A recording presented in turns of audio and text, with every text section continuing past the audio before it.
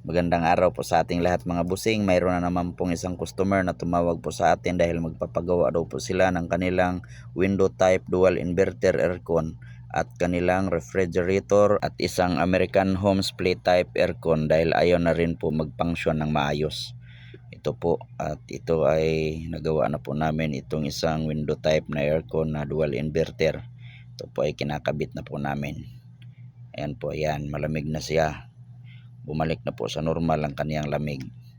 Yan, tuwang-tuwa na yung aking mga kamanggagawa.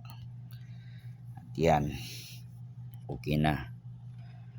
At ito po ay susunod na rin po namin ang paggawa ang kanilang refrigerator dahil po ayaw pong lumamig yung baba. Yung taas niya ay medyo malamig pero yung baba ay ayaw na pong lumamig, kaya sinik namin yung board, baka meron pong mga loose connection, kaya sinik namin yung mga sakit niya. Ayan, chine-check namin yung mga sakit kung wala ba talagang problema. At ito yan, binabalik na namin. Ayan. Sana po ay maayos na po ito para hindi na problema yung may-ari. Kaya checkin talaga naman ng maayos to. At ito binubuksan na namin sa loob kasi napansin namin na yung blower niya ay huminto. Ayaw po niyang umikot. Ayun, binubuksan na namin dahil ito kasing blower na ito, pagka ayaw ito mag-function, so hindi kakalat yung kanyang lamig hanggang doon sa baba. Kaya pinapaobserbahan muna namin sa may-ari yan dahil yan ay napapunction na po namin ang kanyang pan. At yan ay umaandar na siyang muli, maipipix na po namin ng maayos. Ayan. Kasi kung bibirahin kagad namin ng preyon, baka naman ay hindi talaga yun ang nagiging problema niya. Kaya sinabihan namin yung may-ari na yan, babalikan na lang namin kung sakasakaling ayaw pa rin pong lumamig. Ayan. Kaya lumipat na naman po kami dyan sa dito na naman kami sa kanilang split type na aircon. Ayan, excited na yung kasama ko. Sumasayaw pa talaga siya dahil meron naman po kaming gawa at hindi ito sumusuko. Kahit anong hirap ng trabaho, basta may trabaho ay talagang nagiging masaya kami dahil nabubuhay namin ng marangal ang aming pamilya dahil sa mga trabaho namin. Yan, nakikita po natin na yung kanya pong evaporator ay nag-yellow, nag-a-ice siya. Yan.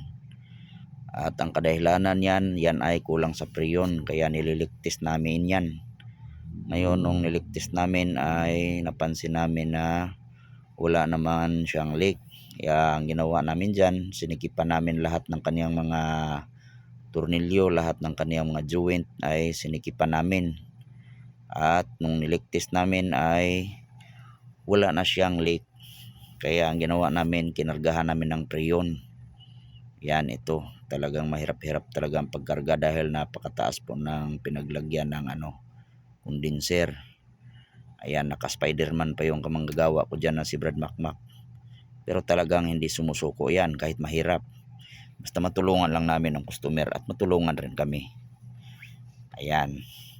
At nakikita nyo po nung nakargahan na namin ay hindi na po siya nag-a-ice, wala na pong yelo sa kanya pong evaporator. Ayan, nagbabalik na po siya sa normal. Salamat sa Diyos at nahuli kaagad namin ang problema, nang sa ganun ay yung may-ari hindi na siya problema at kami ay makakauwi na rin pagka natapos namin ito. Ito ay naobserbahan pa po namin. Ayan, kung talagang okay na siya.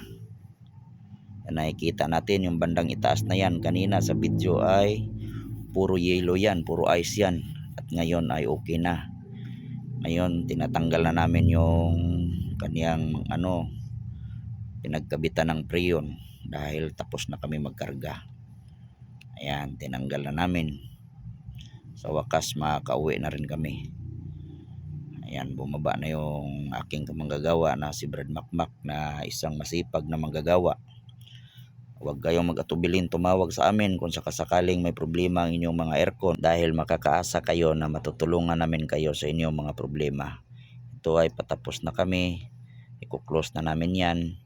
Maraming salamat po sa Diyos at nasolve na kaagad namin ang problema at nang hindi na problema yung may-ari. At thank you rin dahil meron din po kaming income sa araw na ito. At maraming salamat din po sa inyong walang sawang pagsuporta at panunood sa mga video namin pong ina-upload.